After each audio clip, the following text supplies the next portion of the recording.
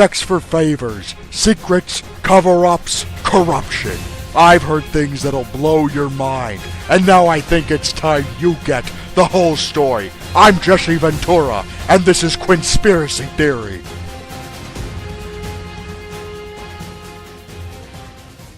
The video I was originally going to upload tonight is gone. I've scrapped it, it's deleted. I've decided to do something different because of this. What you're looking at is a copyright claim against a YouTube user by the name of Mundane Matt on a video called Hell Hath No Fury Like a Lover Scorned. That copyright claim was filed by Zoe Quinn, the person who is the subject of the video itself. Now, in the copyright claim, she had stated that he'd used a still image of her game, Depression Quest, which she's a creator of, and that she had ownership over that, and that's why the video needed to be pulled down, because it was infringing on her intellectual property. But the truth is, it had nothing to do with that. The image Matt used in his video, and it was just one image. I want to show you his typical format. This is a typical video that Mundane Matt will put up. You have a still image in the background, you have a transparent barrier on the left-hand side with a title, and he talks over it. And that is exactly what Hell Hath No Fury was. It had a still image in the background, a transparent barrier, title, and he talked over it. Now, the image he used was a publicly available image. This game is out on Steam. You can see these images. They've been used in news articles, they've been posted on websites, they're publicly available through the company on Steam itself. So her copyright claim had nothing to do with him using her intellectual property. What it had to do with was suppressing information from getting out. And that's something that's been going on now for the last 3 days since this began. Sites like Reddit and NeoGAF and even 4chan on certain boards have suppressed this from being talked about because of the implications it has in the gaming industry. Now, what started all of this off was a WordPress blog called The Zoe Post. This was put up by a man named Aaron, who is Zoe Quinn's ex-boyfriend. In the entirety of the blog post, which is extraordinarily long, he goes through a laundry list of complaints as to why the relationship failed and why he's upset. Now, these all seem to be valid to me, things like lying and manipulation and infidelity. However, at face value, it's nothing more than that. Why would that be interesting? So is she taking videos down because she's embarrassed about it? No, she's taking them down because of the people she slept with, that she cheated on him with during their relationship, and who they are, and specifically what they can do for her as an entrepreneur. Gaming journalism has reached a low point over the last 5 years. It started with pieces that had nothing to do with gaming or game reviews, nothing to do with software or hardware, nothing to do with events or expos. It started to travel off into the areas of social justice and feminism and opinion pieces and op-eds that had nothing to do with gaming. It started to have authors who were writing pieces condemning the gaming audience as being sexist and misogynistic, as being racist and bigoted, as being overly violent rapist. This has been seen on Kotaku, on Rock Paper Shotgun, on Destructoid, on The Escapist, on any website you can name. This has been transpiring for the last 5 years. It seems more and more these outlier pieces have become the standard, and that the narrative put forward in them has become cohesive and refined, like a talking point targeted at us as the audience. And there's a reason for that. And Zoe Quinn and what's happened over the last 3 days helps to point that out. That is why this is important, and it needs to be talked about. This has nothing to do with her as a person in a relationship. I don't care that Zoe Quinn fucked 5 guys. I don't care that Zoe Quinn cheats on people she's in a relationship with. That's on her. That's her own personal accountability. Her ethical and moral failures as an individual are for her and her partner to deal with. However, when the people she's having an affair with, when the people she's cheating on her boyfriend with, happen to be able to help her career through their actions related to the industry that she's in, then it becomes a piece of public discourse, and it becomes important because it helps to highlight a massive flaw in the Fifth Estate. Now, if you're like me, you've grown up watching mainstream media, television media, die a death. And it didn't just die this death because of the invention of the internet. It died because of its lack of ethical standards. I'd be surprising no one by telling them that Fox News and MSNBC and CNN and every other mainstream media source you can name is corrupt. We've seen this happen, and we've seen the result of their reporting afterwards. Backroom relationships, money changing hands, manipulation, illicit acts have slanted old media to the point where it's unreliable and no one trusts it. So when the Fifth Estate emerged, when we had internet journalism, we felt like we had something we could believe in. We were going to report to each other. We were going to be the honest people. We weren't going to let other outside factors influence truth. But it has not happened that way. And what took a century to kill old media has taken mere years to undermine new media. So let's start at the beginning and see what the hell is going on here, and why this keeps being pushed down, and why nobody's talking about it. Now, Zoe Quinn's notoriety extends quite a ways back. As I stated earlier, she's an indie developer. She released a game on Steam called Depression Quest, and reading the description it states, it is a flash text-based adventure game about a person living with depression and how situations affect them. Who doesn't want to play a game about being fucking depressed? I rank that right up there with gems like I have the chicken pox and the hit sequel I have shingles now, oh god does it hurt. Yet this is a game she pushed through Greenlight. How did she get it through Greenlight? In fact, how did this game even get on Steam? Well, if you trace this back to its origins, when she was originally developing it, she started to get a lot of press because she was harassed. She was the victim of a sexist campaign by evil denizens of a website called WizardChan. Now, WizardChan, for those of you who are unfamiliar with this website, is a image board dedicated to the movie Hocus Pocus. They are Disney fucking fanatics over at WizardChan. But apparently, they have an issue. They have a major issue with Zoe Quinn and her game. And she went to Twitter, and she went to social media talking about how she's being persecuted and harassed, how people are calling her house and showing up in real life, how it's unnerving her, and how terrible this is. And what do you know? The gaming journalists, gaming press jumped to her rescue. Sites like Gameranks and Kotaku and Rock Paper Shotgun all talked about how brave she was. Even other people with notoriety in the gaming scene right now were sending her messages of encouragement, like Anita Sarkeesian and Dina from the Project Mighty No. 9. Another person who, might I add, fucked her way into a position at a company. Now that sounds all fucking well and good, except it's completely untrue. And I can prove to you that it's untrue with the link in the description. Go check that out. It's an Immigrant album, and it is a chronological explanation of why Zoe Quinn is full of shit, and why this website WizardChan didn't target her. Now this is important because it helps to establish her character, and we're going to be getting into that in a minute. But what you really need to glean from this is that she was supported by the gaming press and by other certain indie developers and other notorious people like Anita Sarkeesian against these hordes of horrible trolls that apparently were trying to keep her down. Because obviously a video game about depression just is too much for a troll. Now if you fast forward a certain amount of time, the game finally gets through Greenlight, and it gets up on Steam despite numerous people saying they didn't like the game, they didn't think it belonged on Steam, the community voicing their opinion against it, different websites dedicated to video games saying that it shouldn't be on Steam, it doesn't make sense, that it's a non-game. A similar argument has been raised for other indie developed titles that were supported by the gaming press, like Gone Home and others. Yet she got it through, and the game got up on Steam. And that is where our WordPress blog, the Zoe Post, comes into play. Because now we get to see from the perspective of somebody who knows her personally, namely Erin, and their relationship. Now the interesting thing about the Zoe Post blog is that it chronicles and has captures of interactions on social media. And we get to see what kind of person Zoe Quinn is. And we get to see how she's a liar and a manipulator, and how the people at WizardChan who put together that album that's linked in the description weren't really bullshitting you when they said she's fucking making it up. Now at the heart of the Zoe Post, aside from all the things that Erin wrote down about her, aside from her white lies and her omissions of truth, besides the deceitful behavior and manipulation, is the infidelity. And he names specifically 3 people in his post. He omits 2 names. Of course, due to technological wizardry of other people, those 2 names have been found. And so this is a list of 5 guys.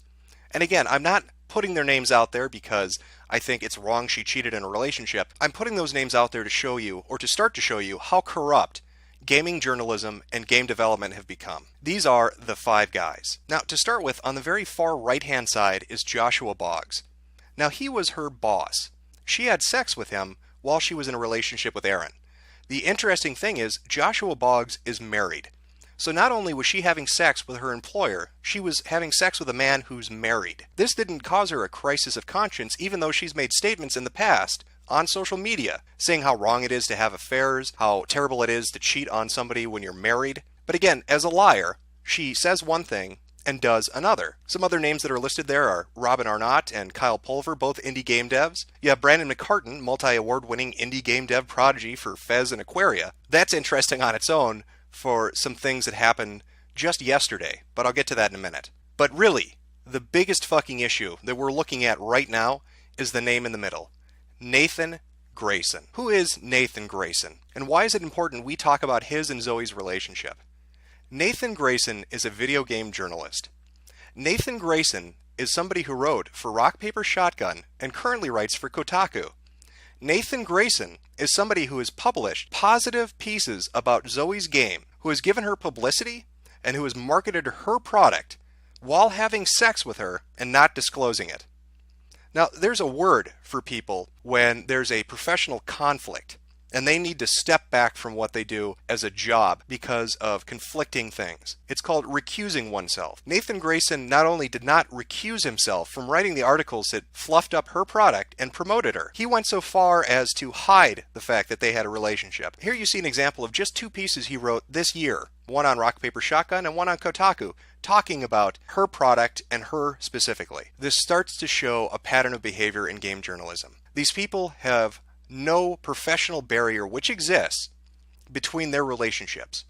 It's not just that game developers and game journalists have friendships, or that they communicate, or that they cooperate and do things together. They are having illicit sexual relationships which benefit one another. Nathan Grayson is benefited by being able to write an article that will get him clicks and thereby ad revenue. Zoe Quinn is able to get publicity and make money. It is a disgusting relationship, and it is the opposite of what journalism is meant to be. But it goes much deeper than that. It's not just that they have relationships where one hand washes the other. It's that they bolster up positive public publicity and also suppress negative publicity. What I'm going to show you now is a screen cap from a subreddit that was talking about Zoe Quinn. This was posted just a few days ago, and the subreddit, I believe, Tumblr in Action. This is mind-blowing, and it starts to show you just how fucking sick and twisted and corrupt game journalism is. So here's the post in question, and this is by Silly Slater. I'm going to read this verbatim, and I really want you to take in what she's saying, and then I'll focus on the really disgusting part of this. So, Silly Slater posts, "She fucking doxed me. Ruined a production for women, refused to contact us, and is currently taking money for a game jam with no start date, no location, and no judges. Okay, here is my story. We ran a group that literally said, any woman come up with an idea for a video game, we'll give you concept art so you can pitch your game, and we'll put all the pitches online. The internet will vote on the best one, and we'll make that game and give the profits to charity. If you get a lot of interest online and want to make the game on your own, you can leave the contest at any time. Literally everyone that was in the top 5 didn't have programming experience, so they couldn't make their own game. She was like, why do you expect women to work for free to make games? We said, well, they get 8% of the money as royalties, and they just have to give an idea. Other people will make the game, and the profits go to charity. Doesn't matter. It's oppressive. She started a fucking Twitter storm, crashed our website, got my personal information doxxed, got us banned from Twitter. We email reporters what's up, and they're like, duh, if Zoe says it's oppressive, it must be true. Maybe you should give her money for Rebel Jam, which has no start date, location, or any other information, but totally isn't a scam. This happens at 3 other major publications. We literally said we'd pay her to consult on future projects, and we'd close down the contest if she would explain to us what exactly is offensive. No response. No response at all. Unless a reporter contacted her, and then she's the victim. All this information is fucking online. The pitches are online. We did everything we said, but no online journalist will publish the story. Please vote. Even if we don't raise enough money, if we show there's enough interest, we can get a winner a grant to make their game. I'm literally making no money on this contest. I just wanted to focus on something other than women being oppressed. I wanted to show that they made good games, and everyone said that's not what women in games want to talk about. So I don't even know where to start about what fucking disgusts me the most about this. We have heard time and time again over the last 2 to 3 years from every gaming journalist outlet that women are oppressed, that they aren't allowed in the industry, that they can't make games, that people are holding them back, and that they just need an opportunity, just one opportunity to get out there and show what they're made of. And here a person puts together something that gives them that opportunity. Here's somebody saying, if you have a good game idea and you want to pitch it to us, we'll fucking make it for you. Show people that women can make good games by making good games, and we'll help you do that. I don't see what's not noble about that. I don't see what the fucking problem with that is. But here comes Zoe Quinn, the professional victim, the social justice warrior, who will lie and manipulate like she did with Wizard Chan, like she did with Aaron, her boyfriend. She comes in, she shits on these people trying to do a good thing for no profit. She doxes them, destroys their ambitions, fucks their company up. But the worst part of this, and this goes back to her relationship with Nathan Grayson, a writer at Rock Paper Shotgun and fucking Kotaku, that because that relationship existed, these people couldn't get the story out. It's not just that Zoe Quinn is having sex to get good publicity. It is that Zoe Quinn is using sexual relationships with writers and reporters to suppress bad actions. I want you to try to imagine this sort of thing happening in old media. Imagine Watergate. What if Nixon had driven down to the Post and taken Woodward and Bernstein aside and said, "Hey, if you don't post that whole scandal thing, I'll give you both a blowjob. How about a Hummer in the fucking printing room? Just don't publish anything." And yet it goes deeper. Remember how I mentioned Brandon McCartan? And also Robin Arnott. Take a look at this. Now, yesterday, Phil Fish, a indie game dev who made Fez, went on a fucking tirade on Twitter defending Zoe Quinn and saying that people who were targeting her were bastards and cowards and that you shouldn't attack a strong, brave, independent woman. Basically parroting all those fucking ideas that we've been reading in news articles that get swirled around their little social media circles. And he's saying this to all these people who are raising questions about journalistic integrity. But yet, he's making that argument. And why is that interesting? Well, she fucked Brandon McCartan, and apparently he has a connection to Fez. And better yet, somebody comes forward and says that they were sexually harassed at a wedding. Sexually harassed at a wedding by Zoe Quinn. And Phil Fish goes on a tirade against him, basically making him back down. Saying, don't you fucking dare bring that up publicly. If you do, we're going to come after you. And the guy backs down. And oh, look at that. Look who favorited what Phil had to say. Robin Arnott. So just so we're really clear on this, a woman who has repeatedly made social justice and feminist statements about strong, independent women, about equality, who says things like men, specifically gamers and trolls, are terrible and they're sexist and misogynistic, is somebody who uses sex to get favors, and on top of that, is willing to sexually harass people and then cover it up using industry friends with larger fan bases. Do I have that right, Zoe? You not only fuck for publicity, you fuck to suppress stories, and then you also fuck people to make anybody who criticizes you go away. Well, I'm not afraid of Phil Fish, the fucking one-hit wonder indie game dev. Yeah, by the way, Phil, that's why you're not making Fez 2. It has jack shit to do with pressure or you not liking your fans. It has to do with the reality that you know you can't make another game. You are a one fucking hit wonder. And if you tried to make another game, you're gonna fail. So go on your Twitter tirade talking about Fez 2 never happening. Nobody fucking cares. Nobody cares, Phil. You are just an ugly, mutton chop, sideburn having motherfucker with your little fake hipster glasses that runs your fucking mouth about what game development is. You are a dipshit. And you're also a dipshit that doesn't have any fucking standards, apparently, when it comes to people you know. Now, how do I know? Maybe Zoe Quinn fucked Phil Fish. They seem to have been at a wedding together. Phil Fish seems to know her quite well, and judging by Zoe's behavior and the favors she's curried, it's not really that far out of the ballpark for me to say that perhaps Phil Fish is defending her because of a relationship. Hell, what about Patrick Klepek? Remember those conventions they did together and the speeches, "Internet is serious business"? Who knows? Maybe Patrick slept with her. In fact, given that this is the reality of how these people behave and that they have no separation as professionals, let's say that Stephen Totilo of Kotaku had sex with Anita Sarkeesian. Why not? You're letting somebody on staff at Kotaku who has a sexual relationship with somebody he writes about, and you don't have any problem with that. So judging from that, I guess you wouldn't have a problem doing it yourself. So maybe Stephen is having sex with Anita. Maybe that's why Kotaku keeps writing those articles. It all makes sense now. We have now reached a point where it has become blatantly obvious in gaming journalism where relationships are influencing what gets published and what doesn't. It is no longer about reporting or journalistic integrity. It is about who is fucking who and who profits from it. And believe me when I say, Zoe Quinn profits from it. Her game may be on Steam for free as a free download, but her Patreon sure isn't free.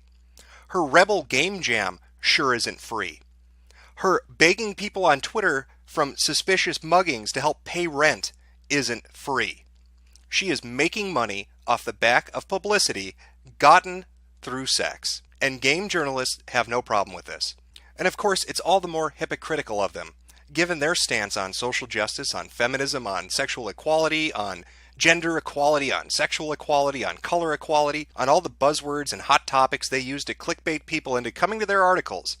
Their high-handed morality and their ivory towers as they look down at us, the peasants, the filthy, disgusting, immoral peasants, and tell us what is right and wrong. And yet, right in their headquarters, right in their home, in their nest, they are doing all the things they condemn us for. They have ruined our hobby. They have shit up an industry. And it's not only us fans that suffer because of this. Look at Xseed. Somebody gets offended a day or so ago about a translation that they did, and all of a sudden they're getting flack left and right about that word because it's problematic and it offended a snowflake. So what is Xseed going to do? They're trying their best, they're trying to appease these people, but nothing is ever good enough.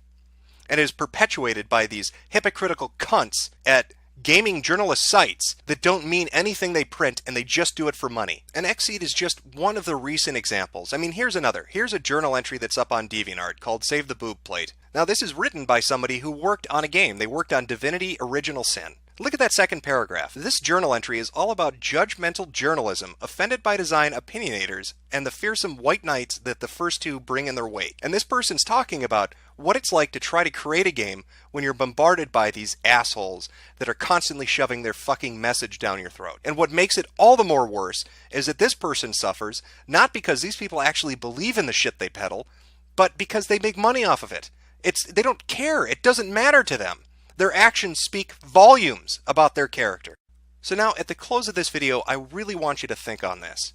We've seen what happened to mainstream media, to old media, as corruption destroyed it. Now we have online media, new media, facing the same thing. We watch as the Fifth Estate burns in front of our eyes because of hypocrites and the corrupt. It is in our hands to call them out on it, to bring them to task for it. If we sit idly by, and we don't, we have lost. Appeasement does not work. Burying your head in the sand does not work. It is not just us as customers that suffer as these people sling shit at us, telling us how terrible we are, and telling us what kind of content we should like. It is developers and publishers and artists and musicians that suffer as well because they misrelate a message from us to them.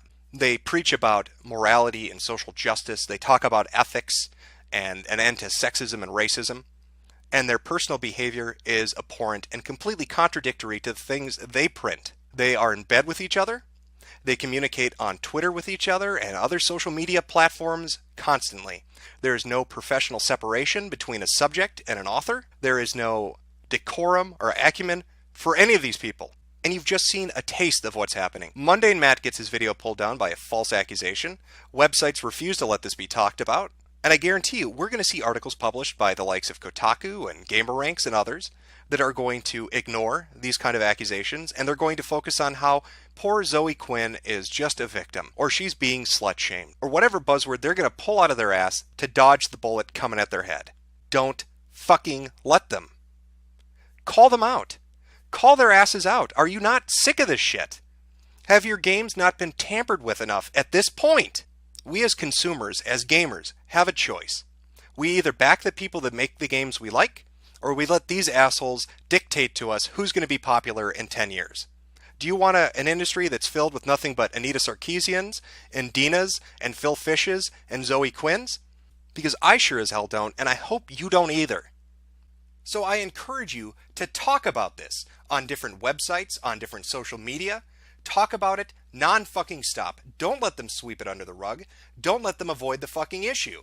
Call them to the fucking mat on it. We have a spotlight on this corruption and on their fucking hypocrisy. Make them answer for it for once. Make them be held accountable. We, the fucking fans, the gamers, over the decades, have raised our hobby up into a billion-dollar worldwide industry. Not these assholes. They make money off our interest, not the fucking other way around. We hold the power here. They don't. And it is fucking time that gamers sent game journalists a very clear goddamn message. And that fucking message should be, I'm gonna pull the whole thing down. I'm gonna bring the whole fucking diseased, corrupt temple down on your head. It's gonna be biblical.